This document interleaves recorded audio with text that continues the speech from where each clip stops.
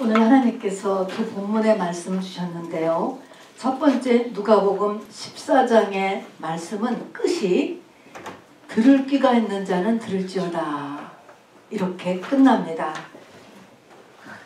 여러분 오늘 모두 귀 있는 자가 되기를 바랍니다. 또 두 번째 마가복음 10장의 말씀은 끝은 나중된 자로서 먼저 되고 먼저 된 자로서 나중될 수 있다라는 말씀으로 끝맺습니다. 이 말씀은 오늘 메시지를 붙잡느냐 못 붙잡느냐에 따라서 몇 대를 믿어왔어도 큰 소용이 없고 또 내가 믿음에 일대고 또 늦게 믿기 시작했다 할지라도 오래 믿었던 자들보다 앞설 수 있는 중요한 메시지라고 하는 것입니다. 누가복음 14장 우리 오늘 본문의 말씀을 보면 수많은 무리가 함께 갈새라고 시작을 합니다. 수많은 무리가 함께 가면서 예수를 쫓는 것입니다. 여러분 과연 이 수많은 무리는 예수의 목적을 알고 있을까요? 그들은 예수가 왜 세상에 오셨는지 알까 하는 것입니다. 그 예수의 목적은 내 병을 고쳐주러 오셨는가? 또 어쨌든 그분의 진짜 목적이 무엇인가를 알고 쫓아다닐까요? 우리도 지금도 마찬가지일 것 같아요. 교회를 왜 다니고 있지요? 물론 다 우리에게 유익이 있다고 생각하니까 다닐 것입니다. 여기 수많은 무리도 똑같이 교회 다니면은 병을 고칠 수 있어. 교회 다니면은 부자가 될 수 있대. 교회 다니면은 귀신을 쫓아낼 수 있대. 또 그리고 12제자 같이 와 저런 능력과 저런 인품을 가지고서는 우리나라를 로마에서 식민지를 벗어날 수 있겠다라는 12제자의 목적같이 그런 나름대로에다 계산을 하고 그리고 자기나름의 유익이 있다고 생각하기 때문에 지금 수많은 무리가 어쨌든 교회를 나가고 있는 것입니다. 자 그런데 예수의 목적은요. 예수의 목적은 무엇일까요? 예수의 목적은 성경에 말한 대로 구원이라고 하는 것입니다. 우선 구원을 말하기 전에요. 여기 수많은 무리는 나한테 무슨 유익이 있다라고 생각했기 때문에 예수를 쫓아다녔는데 자기가 왔다라고 생각하지만 우리가 엄밀히 보면은 사실은 자기가 온 게 아니고 하나님이 부르신 거예요. 전부 다요. 하나님이 부르신 사람들이고 그 다음에 예수는 무엇하러 이 땅에 왔느냐라고 한다면 다 알다시피 구원 때문에 구원 이렇게 얘기할 거예요. 그럼 구원이 뭐야? 구원이 성경에는 있지만 세상에는 구원이라는 용어가 없기 때문에 구원이 뭐야? 라고 한다면 구원은 가장 쉽게는요. 나에게 부닥친 문제를 해결해 주는 게 구원이에요. 구세주 만났다 그런 말 하잖아요. 그거는 1차적인 것이고 정말 구원은 뭘까? 구원은 사람의 영이 예수의 영과 연합하여 영원히 하나님 수준으로 존재하는 것이 구원이에요. 굉장히 어렵죠. 자 여기서 사람의 영이 등장하는 거예요. 사람의 영이 예수의 영과 연합한다. 비밀이에요. 그렇게 함으로 하여서 이 피조물인 흙덩이 바로 이 사람이 하나님 수준으로 영원히 존재한다는 것입니다. 우선 영이라는 단어가 들어가요. 자 그러니까 교회 다니면서 일단 영이라고 하는 개념에 아직 근접을 못하고 있다면 아직 진리의 핵심에서는 멀게 있다는 것을 알아두셔야 돼요. 이 구원의 핵심이 영적인 것이기 때문에 그렇습니다. 자 그래서 이 믿음의 구원의 핵심 믿음에는 고지가 있어요. 우리가 지금 신앙생활 하는데 고지가 있다고요. 그 고지를 요한복음에서는 영생이라고 얘기했고 이사야에서는 그 고지에 이른 사람을 남은 자다. 또 신부다. 빛이다. 이렇게 얘기했고요. 바울은 장성한 자다. 온전한 자다. 얘기했고요. 오늘 여기서 예수님은 그런 사람을 제자다. 이렇게 얘기했어요. 또 그런 사람의 상태를 소금이다. 이렇게 얘기했습니다. 다 같은 상태입니다. 다 우리의 믿음의 고지를 이야기합니다. 우리 지난 주일날 산상수훈을 공부했는데요. 산상수훈이 이렇게 연결됩니다. 마태복음 5장 13절에 보면 너희는 세상의 소금이고 너희는 세상의 빛이다. 이때 너희가 누구죠? 너희. 너희는 세상의 빛이고 너희는 세상의 소금이다 이렇게 얘기하셨습니다. 이때 너희는 팔복을 받은 사람을 얘기하는 거예요. 이 팔복을 받은 사람 이꼬르 똑같이 신부인 거거든요 사실. 그래서 너희는 세상의 소금이고 빛이래요. 그렇게 된 사람은 산 위에 있는 동네가 숨겨지지 못할 것이요. 이 산 위에 있는 동네가 산에서 받은 팔복을 받은 사람들 얘기하는 거예요. 그런 사람들은 숨겨지지 못하고 또 등불을 켜서 말 아래 두지 않고 등경 위에 두어 모든 사람에게 비추게 하느니라 이야기했습니다. 자, 그러니까 바로 빛이 된 사람 또 소금이 된 사람은 저절로 올라간다 이 얘기를 하는 것입니다. 하나님께서 이렇게 하신다는 거예요. 그래서 바로 하나님께 이렇게 영광을 돌리게 되고 산 위에 등경 위로 이렇게 높아진다 이런 말씀하셨습니다. 어렵지만 결국은 소금이나 빛이나 신부나 팔복의 복을 받은 사람들이나 오늘 제자라고 하는 이 이름이나 다 똑같은 딱 한 고지를 성경은 여러 모양을 들어서 우리에게 설명을 하고 계십니다. 자, 그러면 이제 오늘은 이 똑같은 여러 온전이나 장성이나 신부나 남은 자나 제자나 소금이나 빛이나 영생이나 이 모든 것에 이르기 위해서 한 가지 중요한 계산을 해야 된다는 것을 이제 말씀드리려는 것입니다. 그러니까 팔복에 이은 말씀이에요. 오늘 말씀이 이제 이렇게 수많은 무리가 자기 나름대로의 목적을 가지고 교회를 다니고 있지만 바로 이 교회를 다니는 최고의 목적에 도달하기 위해서는 한 가지 중요한 결단을 해야 된다. 계산을 잘해야 된다라는 것입니다. 자, 그러면서 계산을 잘못하면 두 가지 예를 들었어요. 이 두 가지는 확실하게 잘못된 거예요. 뭐가 확실하게 잘못된 거냐면 하나는 망대를 건축하다 중단했어요.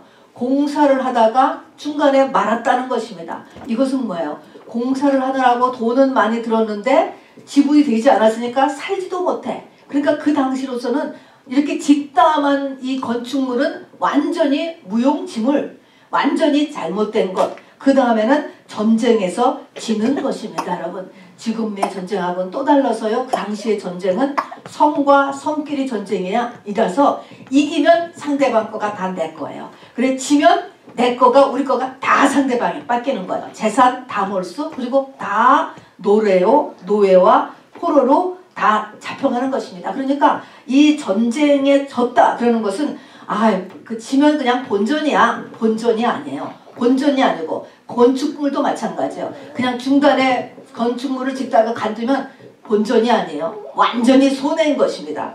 여기서 보니까 비웃는다 그랬잖아요. 그리고 다음에 또 다시 기회가 오겠지. 기회가 없다는 것입니다. 이렇게 완전히 망한 그 당시로서 두 가지 예를 들으면서 우리가 계산을 교회 다니면서 계산 하나를 확실하게 해놓고 있지 않으면 이렇게 완전히 망한 상태로 끝난다라고 하는 것을 얘기합니다. 그래서 굉장히 중요하고도 어렵고도 귀 있는 자는 들을지어다. 오늘 이 말의 뜻을 알아듣고 내 것으로 할 수 있는 복된 귀를 오늘 반드시 받아야지만 합니다. 자, 그래서 이제 계산을 이제 해야 되는 것입니다. 어떤 계산을 하느냐? 우리가 다 교회를 선택도 했고 또 어쨌든 교회 생활을 하고 있잖아요. 교회에 이렇게 시간을 들이고 힘을 들이고 물질을 들이고 하면서 하고 있는데 자, 이것이 교회를 결정하고 이렇게 다니는 것을 근데 어떻게 해서 결정을 해야 되는가라는 것입니다. 어떤 기준을 가지고 저도 미국 온 지가 45년 이렇게 되니까요. 그동안에 교회들의 많은 이렇게 초청을 많이 받았었습니다. 근데 그 중에 보면 저도 지금도 기억나는 것이 어느 교회에서는 우리 교회는 재직이 전부 다 전문인이라고 그러더라고요. 전부 다. 그래서 박사가 20명 이렇게 얘기하면서 각종 의사, 변호사, 회계사, 교사 모여있기 때문에 이민생활이 큰 도움을 다 치과를 그래도 교회에 있는 의사분한테 가면 되고 그래서 굉장히 큰 도움을 받을 수 있다. 또 그분들의 자녀들이 다니기 때문에 우리 자녀들이 좋은 친구를 어릴 적부터 사귈 수 있으니까 우리 교회를 오세요. 또 그런가 하면은 우선 성도 숫자가 많기 때문에 세일즈 하시는 분들에게는 많은 유익이 있고 또 이민생활의 정보도 많이 얻을 수 있습니다 라는 오퍼도 받았죠. 또 결혼 정년기에 있는 사람들은 또 그런 자녀를 둔 분들은 이렇게 사람들이 많아야지 결혼시키기가 쉽습니다 얘기 들었습니다. 또 우리 교회는 한글학교가 훌륭하고 노인대학이 훌륭하고 각종 성경 공부만이 계속되고 있고 문화교실이 있고 많은 오퍼를 다 받았습니다. 자, 그런데 오늘 예수님은 어떤 교회를 애드버타이즈 어떻게 광고하는가라는 것을 보시길 바랍니다. 저는 이것을 이렇게 마음에 있게 받았기 때문에 이것을 향해서 가다 보니까 어쨌든 지금까지 걸어온 20여 년이 그렇게 되었던 것 같아요. 어찌됐든지 간에. 자, 예수님은 어떻게 교회를 애드버타이즈 하냐면요. 지금 현세는 이 세상을 얘기하는 거예요. 현세와 내세가 있어요. 현세에서 여러분 가진 것이 100배의 보상을 받고 죽어서는 내세요. 내세에서 영생을 상속하리라. 교회를 이렇게 애드버타이즈 이런 교회라는 이런 교회. 자, 현세에서 100배의 보상을 받고 죽어서 영생을 상속하리라. 이렇게 얘기했습니다. 즉 예수님의 애드버타이즈먼트는 이런 것입니다. 자, 그러면 100배의 보상을 받는다. 지금 현재에서 내가 가진 것에 100배의 보상을 받는다. 100배라고 하는 것은요. 온전을 이야기하는 것은요.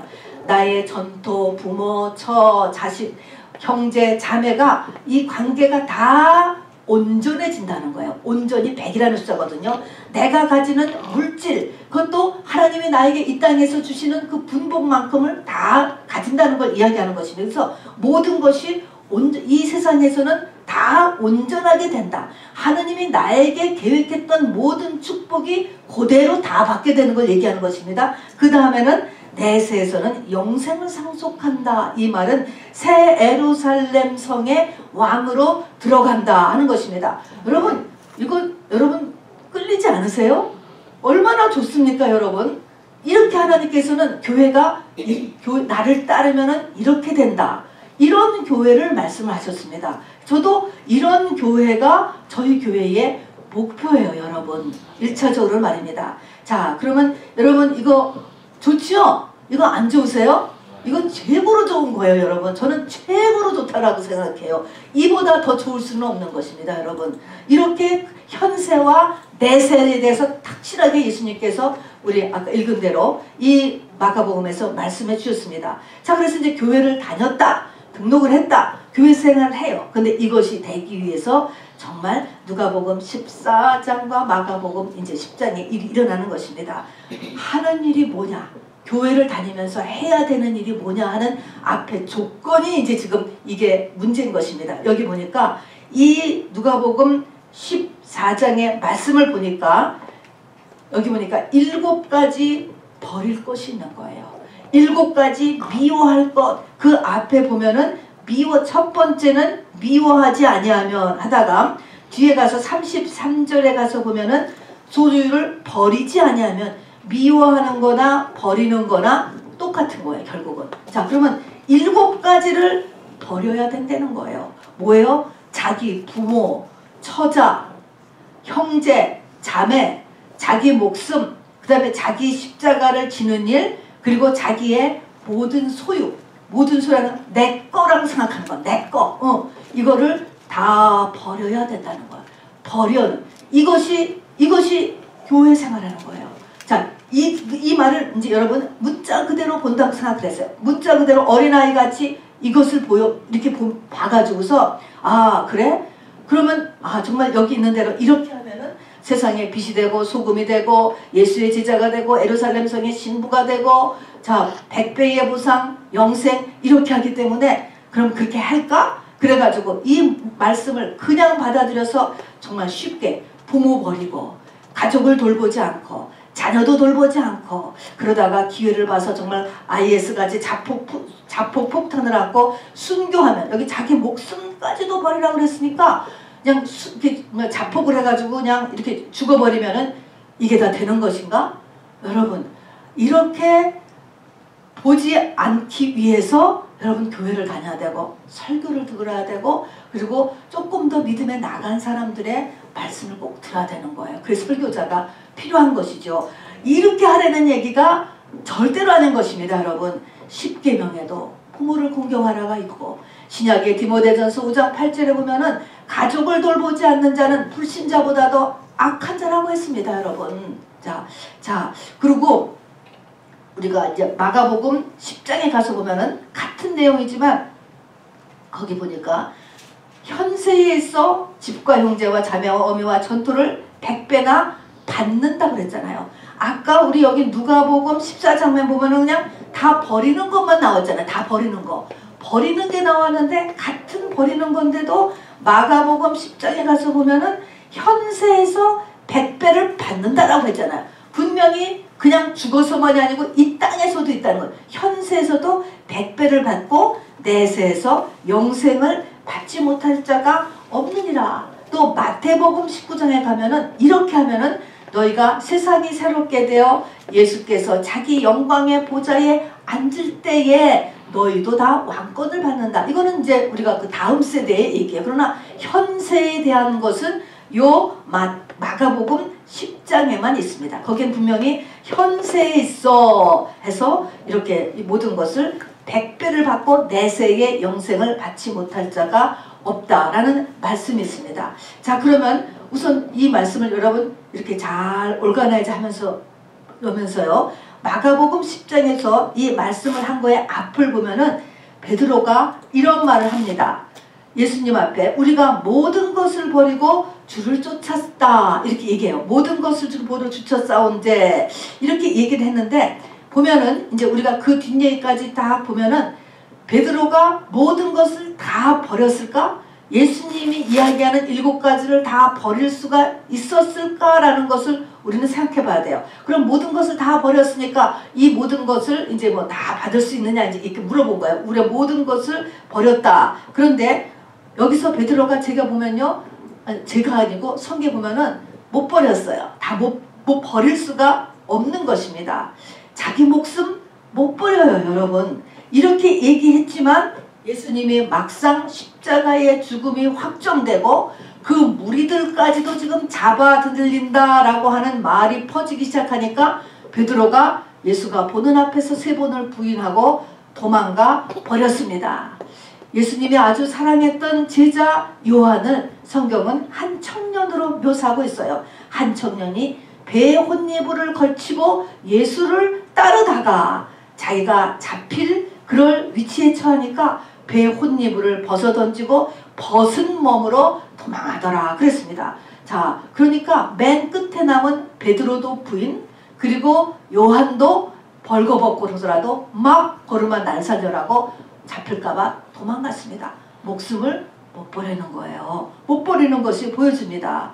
자, 그 다음에 보면은요. 자기의 모든 것을 다 버려야 된다고 했는데 내 거라고 하는 것을 버려야 된다고 했는데 그 바로 전에 보면 예수님이 십자가에 죽으러 가시기 전에 제자들이 모여가지고 누가 이제 예루살렘에서 정권을 잡게 되면 누가 주의 우편에 앉으면 누가 주의 좌편에 앉을까 어머니까지 동원하면서 막 자리 다툼을 했던 것이 성경에 기록되어 있습니다.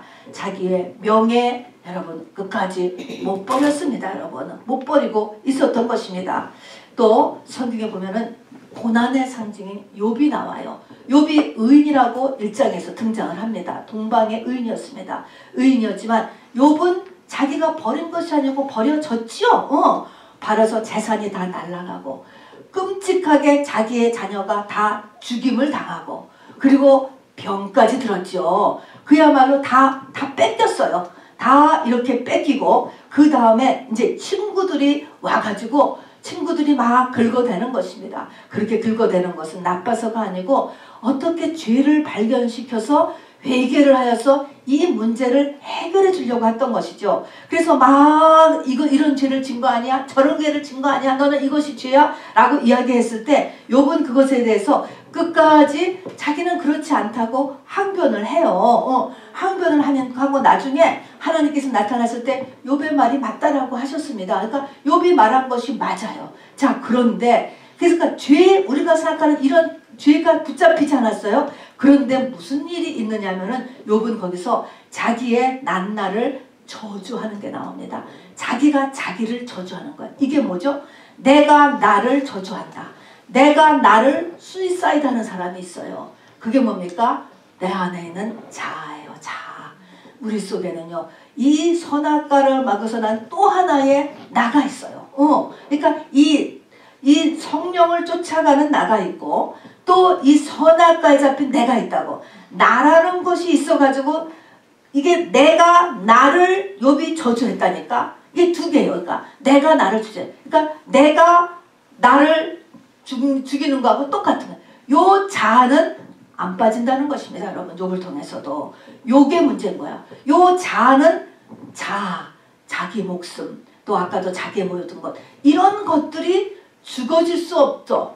버려질 수 없는 것이다 라는 것을 우리는 알게 됩니다. 아까 7가지를 다 버려야지만 이 100배의 보상과 영생을 얻는데, 이것은 성경에 보니까 사람으로서 안 버려지는구나, 못 버려지는 걸 알게 됩니다. 그래서 예수님께서 여기서 하신 말씀이 사람으로서는 할 수 없고 바로 하나님으로서는 모든 것을 할 수 있다는 것입니다. 하나님에서로만이 이 일을 할 수 있다는 거예요. 7가지를 버려야 되는데 이 버리는 것은 내 힘으로 못하고 하나님이어야만 해주신다. 자, 그러면 여기서 이 말의 뜻이 무엇인가 라고 하는 것을 알아야 됩니다. 어떻게 해야 돼요? 내가 내 인생의 주도권을 하나님에게 넘겨진 자, 우리가 얘기하는 내 겉사람이 죽은 자죠.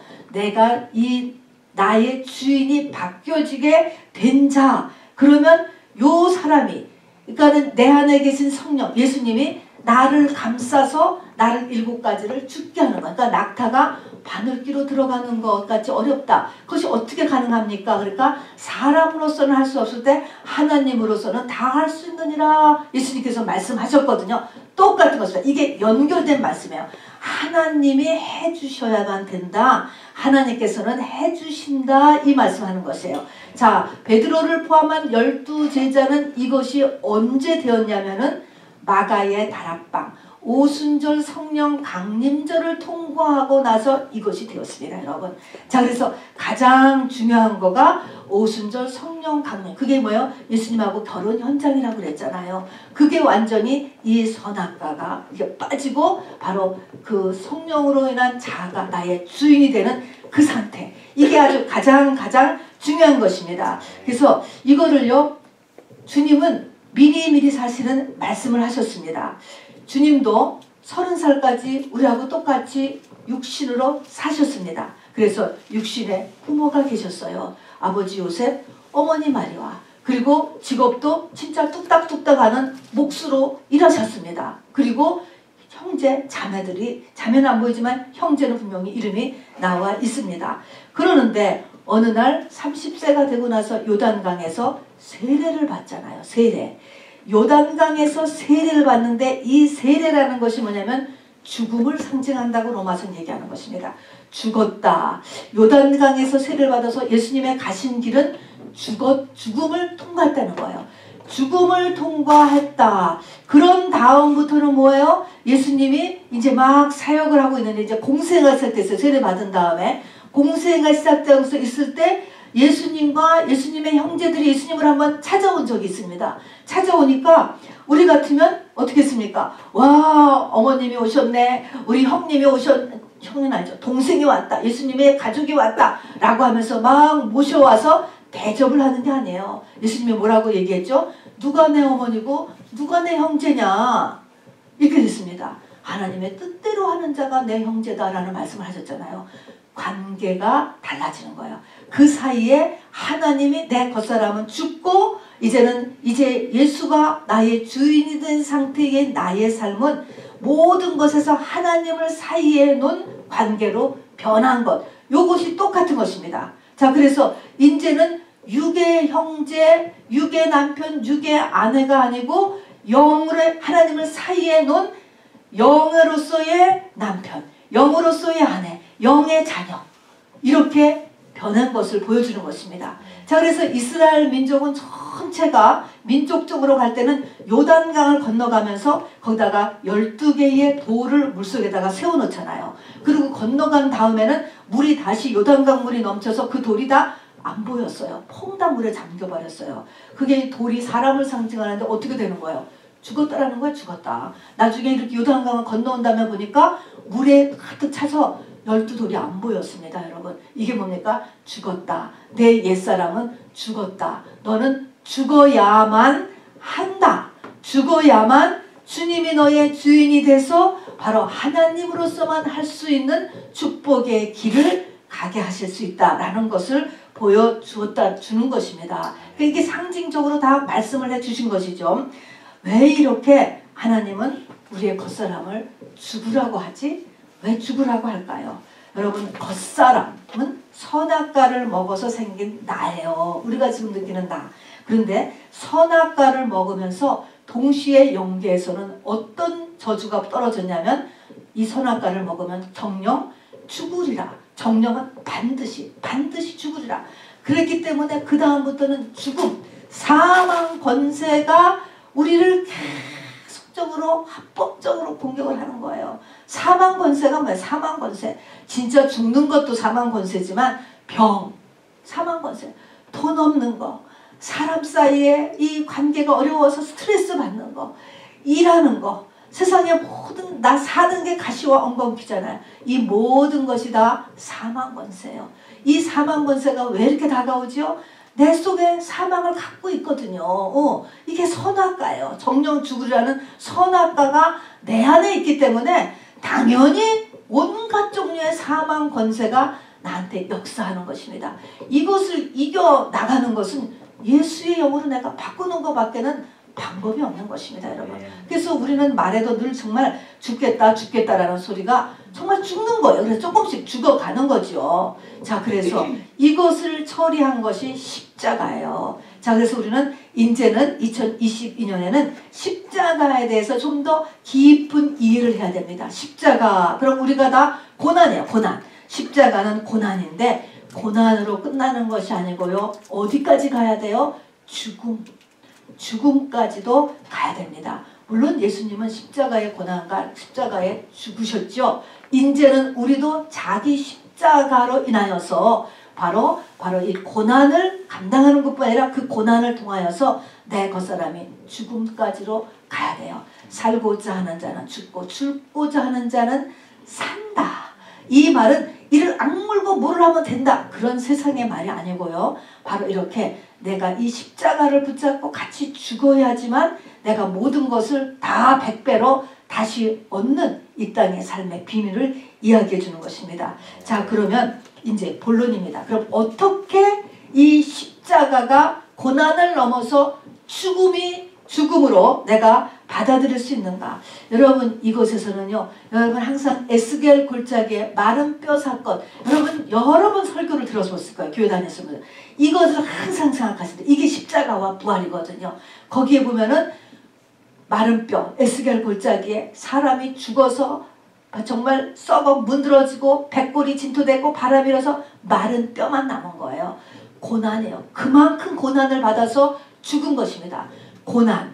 거기에 뭐가 있었냐면 생기가 불었습니다. 생기. 이 두 가지로 여호와의 군대로 일어나는 것입니다. 여러분, 그것이 불신자들 얘기하는 게 아니에요. 에스겔에게 보여주신 그 마른 뼈 골짜기의 환상은 사랑하는 이스라엘 민족들이 바벨론 포로 70년을 지금 잡혀가서 70년이 거의 다 될 참회의 모습을 영으로 보여준 거예요. 하나님의 백성들의 모습이었어요. 그것이. 거기에 보면은 두 가지가 필요해요. 고난과 생기가 필요한 거예요. 우리에도 똑같아요. 고난과 생기가 필요해요. 자, 고난은 뭐예요? 고난. 우리가 아는데 이 고난은 하나님이 우리에게 안배하세요. 내가 일부러 고난을 당하는 사람은 없어요. 나 고난을 안 받으려고 머리를 쓰고 계산을 하는데 하나님이 우리에게 고난을 안배하세요. 정말 고난의 종류는 너무너무 많아요, 여러분. 내 안과 내 밖과 내 환경을 통하여서 끊임없이 하나님이 고난을 주시는데 이 고난을 통하여서 내가 어디까지 가야 된다고? 에스겔 골짜기에 마른 뼈 같이 될 때까지예요. 그래서 절대로 여러분 인생의 고난이 한 번으로 원샷으로 끝나지 않습니다, 여러분. 물론 원샷으로 그렇게 된다면 되는 거예요. 원샷으로 에스겔 골짜기에 마른 뼈 같이. 그건 어떤 상태일까요? 마른 뼈 같은 상태. 아무것도 못해요. 마른 뼈가 뭘 하겠어요? 뭐예요? 아무것도 못하니까 내가 아무것도 할 수 없다. 여러분 이 상태를 잘 생각해 보셔야 돼요. 하나님이 해주시지 않으면 아무것도 할 수 없다. 그전에는 뭐예요? 나는 할 수 있을 것 같아. 그렇지, 나는 이런 능력도 있고 저런 능력도 있고 나에게는 열심도 있고 성실함도 있고 어쩌고 저쩌고 해서 나는 그래도 할 수 있을 것 같은데 나는 그 나머지가 다 없어져야 되는 거야. 이게 그런 거. 또 자기 의가 있잖아요. 이런 것들이 다 없어져서 꼼짝 못하는 상태가 이게 고난이 거기까지 가는 것입니다. 이거 오래 걸려요. 자, 그 다음에는 거기에서 이 마른 뼈가 이게 다 더군다나 꼼짝 못할 뿐만 아니라 마른 뼈다. 마른 뼈라는 것은 말랐다라는 것은 뭐가 다 빠졌죠? 물기가 다 빠졌죠. 물이나 피나 똑같은 거라 그랬습니다. 옛 피가 다 빠져나간 거예요. 내 옛 모습이 다 없어진 거예요. 물론 옛 모습 중에서 좋은 거는 좋아요. 근데 내 옛 모습 중에서 하나님 앞에 합당하지 않은 것, 성경에 합당하지 않은 것들이 깨끗이 다 빠져나가네. 이게 마른 뼈. 자기의가 싹 없어져야 되는 거고 할 수 있다. 나 혼자서 할 수 있을 것 같대. 이런 것들도 다 없어져야 되고 자랑이 역시 없어져야 되는 거죠. 이런 것들. 그래서 에스겔 골짜기의 마른 뼈로 생각하면 돼요. 저도 정말 저는 이 기침병을 알았어요. 근데 올해는 정말 이거 좀 이제는 좀 이 저주를 정말 물리치자 그래가지고 안 하려고 했는데 또 걸려가지고 지지난주에 한 3일 동안 되게 알았습니다. 근데 앓고 나서 제가 이렇게 깨달은 것이 하나님 앞에 은혜를 달라고 기도했죠. 근데 이것도 하나님이 은혜를 주셔야만 알아요. 하나님께서 이렇게 비춰주시는데 내 속에 얼마나 많은 또 자기 의가 가득 채우고 있는지 제가 그거를 봤어요. 근데 너무나 그게 감사했습니다. 그래서 역시 고난은 참 유익하다. 그런 생각을 또한 하게 되었습니다. 어쨌든 에스겔 골짜기의 뒹구는 물이 옛 피가 다 빠진 그 꼼짝 못하는 마른 뼈가 고난의 고지예요, 여러분. 여기까지 내 상태가 가야 되는 것. 그 다음에 또 하나는 생기가 불어오잖아요. 이 생기는 성령이죠. 근데 생기는 어디서 오냐 보니까 말씀과 기도에서 와요. 모든 말씀에서 오고 모든 기도에서 오는 것이 아니에요. 그거는 하나님이 역사하시는 때가 있는 말씀이고 역사하시는 때가 있는 기도인 것입니다. 그래서 성경은 신약에 들어서 보면 너희 중에 고난당하는 자가 있느냐 저는 기도할 것이요 얘기해 주죠. 또 아픈 사람이 있으면 교회에 장로들을 청할 것이요. 왜 기도를 하고 왜 장로들을 청하라고 하는 거예요. 빛을 비춰주는 거예요. 나 혼자서는 못 찾으니까 내가 뭐가 잘못됐지? 내가 옛날 것 중에 뭐가 잘못되고 있지? 내가 지금 내 속에 뭐가 남아있고 하나님과의 관계에서 내가 지금 뭐를 돌봐야 되지? 이런 거를 나 혼자 힘으로 못 보기 때문에 기도하면서 또는 나보다 믿음이 더 많은 사람을 통해서 그거를 비춰지고 조언받기를 원하여서 교회 장로들을 청하라고 하는 것입니다. 자, 그래서 예배를 나와야 돼. 예배. 그 종합적인 게 예배인 것입니다. 여러분, 어려움이 오면 가능한 한 예배를 나와야죠. 코로나가 빨랑 끝났으면은 이제 네거티브 딱딱지 받고 얼른 예배로 나와야 되는 거예요. 자, 그래서 왜 그런 일을 하나님께서 또 허락하셨는가? 여러분, 사람의 머리카락 하나도 거저 빠짐이 없고 나뭇잎 하나도 거저 떨어짐이 없을진데 다 우리 아까 대표기도 한 대로 우리에게 있는 고난은 하나님의 큰 사랑의 목적이 있다는 것을 잊지 마시기 바랍니다. 그거를 잡아내야 되는 거예요, 여러분. 자, 그래서 이 생기를 우리가 받아야 되는 거죠. 그래서 말씀과 기도, 결국은 예배를 통해서 이 생기를 받는 거예요. 이것도 한 번에 되지 않잖아요. 뼈가 있는데 뼈들이 움직이기를 시작하더니, 붓기를 시작하더니, 거기에다가 가죽이 생기더니, 근육이 생기더니, 다음에 일어나더니 여호와의 군대가 됐잖아요. 이것도 원샷에 안 되는 거예요. 한 번 내가 어디 부에 한 번 갔다라고 이게 되는 게 아니라니까요. 이것도 시간이 걸려요. 생기도 시간이 걸리고요. 죽는 것도 생기가 걸려요. 그리고 이것이요, 우리 에스겔 그 마른뼈 골짜기 이야기는 그냥 순서대로 이렇게 그리니까 3천이 그렇게 썼지만, 이거는 같이 일어나는 것입니다. 이 고난으로 마른 뼈까지 가는 과정이나 생기로 여호와의 군대를 이뤄가는 거잖아. 동시다발적 같이 일어나, 같이 일어나는 이러한 사건인 것입니다. 그래서 바로 생기가 되어 이렇게 해서 여호와의 군대로 일어서는 거죠. 자, 그래서 바로 마른 뼈와 같이 내가 죽는다. 그래서 아까도 얘기했지만 십자가는 고난이 아니고 죽음까지 간다. 우리가 맨날 얘기하는 겉사람이 그리스도 안에서 죽는 것, 이것이 계산이에요. 뭘 계산하냐면 네가 꼭 요거를 해야 된다. 교회를 다니면은 그거 해야 된다라고 얘기하는 거가 우리 오늘 꼭 계산해야 될 한 가지예요. 그게 또 성만찬이에요, 여러분. 성만찬이 그거를 심볼릭하게 보여주는 것입니다. 그래서 예수의 죽음을 기념하라 하는 것은 너도 예수의 죽음과 같이 너도 죽어라. 그러면서 뭐예요? 떡과 잔, 생기 받는 거를 이야기하는 것입니다. 그래서 이것을 또 모형적으로 성만찬으로 보여주는 것이죠. 자, 그런데 여기서 우리가 죽는다 얘기를 하는데요. 죽는 것이 아니고 성경은 이것을 또 다른 부분에서는요, 이거를 이기는 자라고 했어요.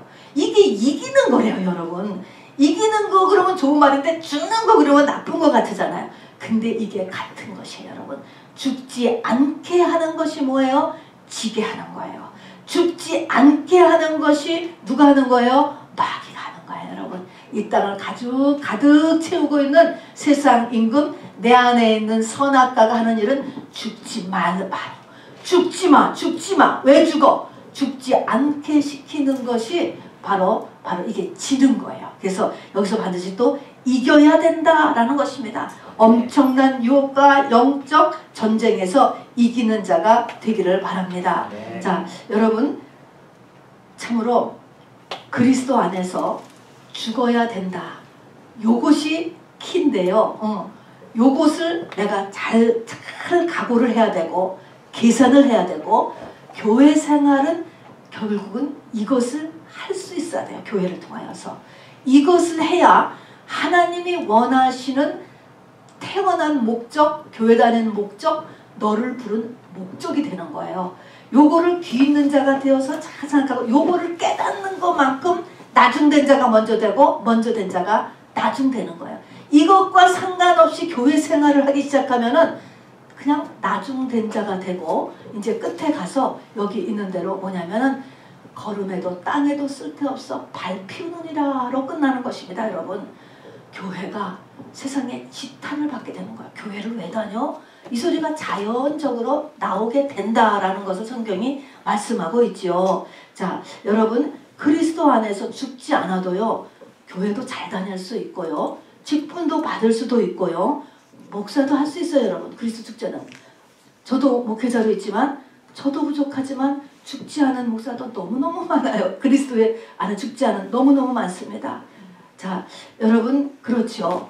특히 마지막 때가 되면 요한계시록에 보니까 마지막 때는 영혼이 매매의 품목이 되더라고요. 영혼이 매매의 품목이 된다라고 하는 뭐예요? 목회가 비즈니스로 하게 된다는, 비즈니스로 하게 된다라고 하는 의미를 나타내고, 성도도 마찬가지로 이렇게 신앙생활을 그리스도 안에서 죽지 않고도 충분히 잘할 수 있어요, 여러분. 요즘도 보니까 대한민국의 선거에 이기기 위해서 교회를 등록을 했다, 뭐 이런 거 이렇게 뉴스에 나오더라고요, 여러분. 그거 표 얻기 위해서 가는 거죠. 그렇게 하고 또 비즈니스를 위해서 교회를 선택하고, 이민 생활에 도움을 얻기 위해서, 장례식 치르기 위해서, 결혼식 치르기 위해서, 또 교회 안에서 뭔가 좀 또 자아 실현을 그나마 해보기 위해서 여러분 이렇게만 교회를 다니면 그것이 뭐 꼭 다 나쁘다고는 할 수 없지만요. 그것에서 멈추면 절대로 안 된다라는 것입니다. 그렇게 하면 어떻게 되느냐? 예수님이 쉽게 얘기했잖아요. 짓담한 집이 되는 거야. 짓담한 집. 다 비웃는다는 거예요. 짓담한 집 아무짝에도 쓸모없는 거예요. 또 전쟁에서 진 사람 꼴이 된다는 거예요. 마딜은 소금이 되어서 정말 세상에 밟히운다는 거예요. 여러분 구약에서 가장 크게 쓰임받은 모세나 신약에서 가장 크게 쓰임받는 사도 바울께서 똑같이 한 첫 번째 유언은 뭐냐면 세월을 아끼라는 것입니다. 우리의 인생은요 한 번 가면 다시 오지 않아요. 나중에 기다려주세요. 또 기회가 있겠지, 또 기회가 있겠지. 그렇게 살지 말라는 것입니다. 그건 다 사단이 하는 것입니다. 한 번 가면 안 와요. 2022년 1월도요 다시 안 와요 여러분. 한 번 가면 그거 내가 이 땅에서 영원히 사는 거, 천년 사는 거 아니에요 여러분. 우리의 인생이요 딱 일정 기간, 지금으로 하면은 100년이 안 되잖아요. 요즘 시스템은. 그 정도의 기간에서도 내 정신이 온전하게 워킹할 수 있는 기간이 얼마나 되는가 여러분 잘 생각하시고, 그 중에서도 나를 존재하게 하기 위해서 필요한 시간이 있어요. 먹어야 되는 시간, 자야 되는 시간, 기본 시간을 빼보면 여러분이 자기의 영혼을 위해서 투자할 수 있는 시간이 얼마나 되는지를 깨어 있으라고 생각하니 세월을 아끼라라고 성경은 이야기하는 것입니다.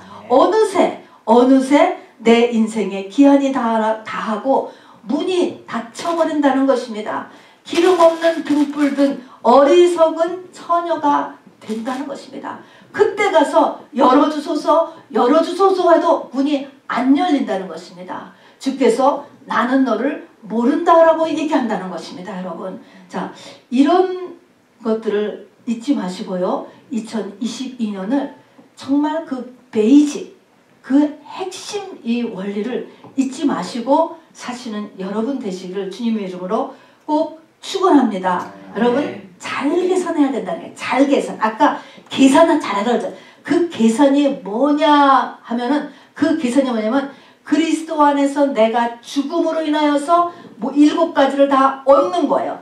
내가 죽어서 부모를 얻고, 내가 죽어서 남편을 얻고, 내가 죽어서 아내를 얻고, 내가 죽어서 돈을 얻고, 내가 죽어서 자식을 얻고, 내가 죽으면, 그러니까 그 사람을 무슨 방법을 써서 오는 게 아니고 내가 죽으면 얻게 된다는 것입니다. 온전해, 100배의 보살이라는 게 온전해지는 것입니다.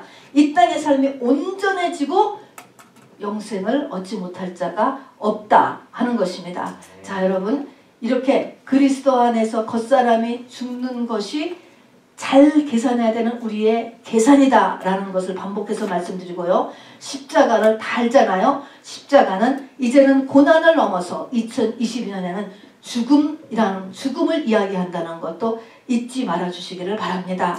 여러분 오늘 말씀이 시작한 것처럼 귀 있는 자는 들을지어다. 여러분 끝나는 데서도 귀 있는 저와 여러분 되시기를 주님의 이름으로 축원합니다. 여러분의 말씀을 생각하시면서 여러분 너무나 어려운 집이에요. 여러분 대부분이 못 들어요. 못 들어. 그런데 여러분 이 말씀을 잘 들을 수 있도록 여러분 이 시간에 자기 자신을 위해서 기도해 주시기 바랍니다. 내가 죽음으로써 이 세상의 모든 것을 얻을 수 있다는 것을 잊지 마시기 바랍니다. 이게 주님이 해놓으신 일이에요. 여러분. 그리고 영생을 또 얻어야 돼요. 그렇게만 되면 영생은 당연히 얻지 못할 자가 없는 일한 것처럼 새 예루살렘 성의 왕권으로 들어가는 것은 이렇게 되면 당연히 된다는 것이에요. 근데 여기에 엄청난 영적인 전쟁이 있어서 우리가 이기는 자가 돼야 된다는 것도 명심하시고 이 시간에 주께서 내 영혼에 하시는 말씀을 다시 한번 생각하시면서 주여 일창하고 자기 자신을 위해서 기도하겠습니다. 주 예수여